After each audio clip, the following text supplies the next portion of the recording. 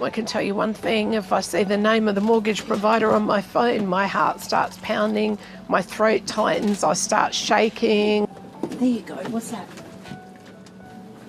The house is what I've been trying to hang on to. You see this, and payment of $8,130.93 will be accepted to prevent foreclosure action, and it's like, oh my God. You know, you don't know how you're going to do it. You don't know. Kay Wynett is under the weight of mortgage stress and it's taking a toll.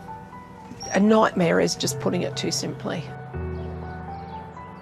Kay bought this house in the Adelaide suburb of Elizabeth 20 years ago. It was an old housing trust home, 3-bedroom. I had 3 kids, and you know, and it was something we were going to have for the rest of our lives. Good boy. Yes, you are. In February last year, she was forced to leave Adelaide for the country Victorian town of Shepparton for work. She and her dog Rex have been living in this caravan. Oh, there's an event on. I'd love to go and catch up with people and, you know, have a chat and a laugh and get out of this mess that you're stuck in.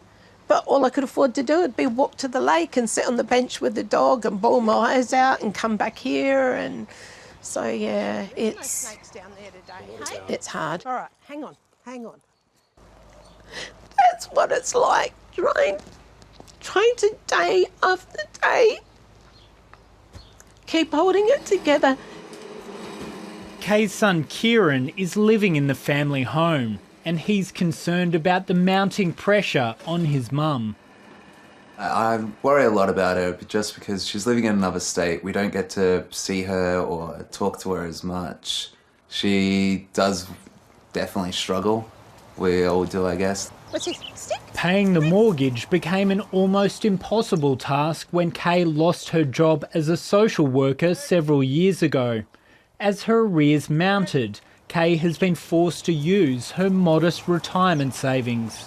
I'm not going to have super to retire on. And as I said to the ATI, as I've said to the superannuation mob, wouldn't it be better off to pay the house, take that stress off of me, than have $30,000 left when, you know, I retire, because I may not make it to retirement. I have no doubt that the degree of mortgage stress, whatever it is higher now than it has been at almost any point in the last decade. Mortgage stress is a growing problem that's being closely watched by the Reserve Bank, according to economist Saul Leslie. Most Australians are not in that kind of position. ABS data suggests that almost 2/3 of Australian household debt is owed by households in the top 40% of the income distribution. There are some risks here, to be sure, but the Reserve Bank's assessment at the moment seems to be that this is not going to become a system-wide problem. But it's not just mortgage stress causing alarm for homeowners. Across the country, house prices are dropping.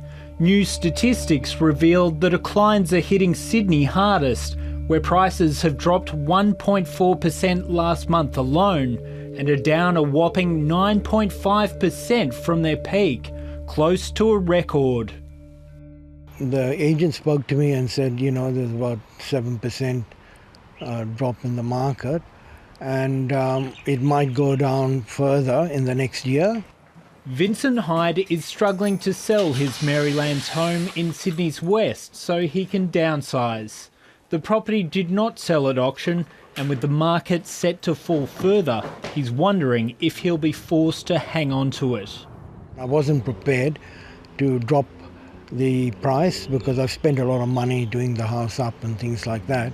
And other houses, about a year ago, other houses went for around about 1.1 million, so that's why I decided just to wait. I would have hoped someone else would have come up. This is bargain buying now. Jesus. Just around the corner, real estate agent John Contos is trying to sell this 4-bedroom family home. There's little interest, even with the property selling for $150,000 less than it was valued at 2 years ago. In the western suburbs, Marylands, Parramatta, Guildford have probably come down about 10 to 12%. Brand new duplexes that we were getting $920,000 for 12, 18 months ago, now we're battling to get $840,000.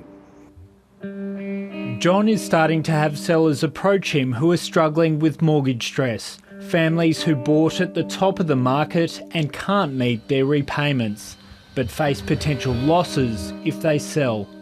What they paid for something 3 and 4 years ago, now they're getting 10 to 12% less. And if they only put in 10% or even 20%, there's not a lot left once costs come out.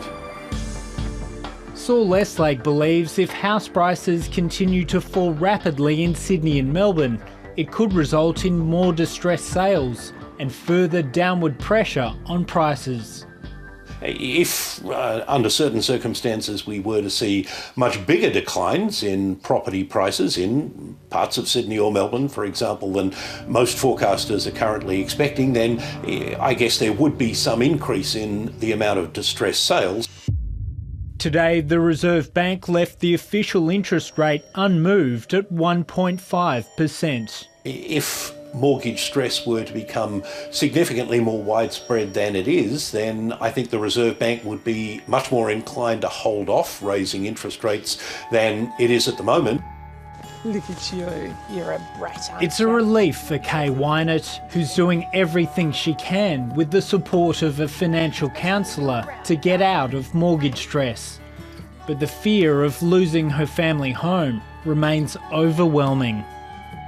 It might just be bricks and mortar, as they say, but it's sometimes it's your life, it's your stability. It's not just bricks and mortar, it's home.